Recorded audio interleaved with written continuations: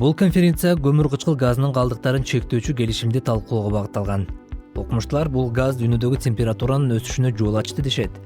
1970-жылы температура 2 градустан ашык көтөрүлбөшү керек деген чечим чыккан. Бирок 2 градустук айырманын мааниси канчалык? Ортодо ээрип кеткен жана ээрибеген балмуздак оңдо чоң айырма бар. Анткени температура кичине эле көтөрүлсө, анын бүтүндөй планетадагы кесипети чоң.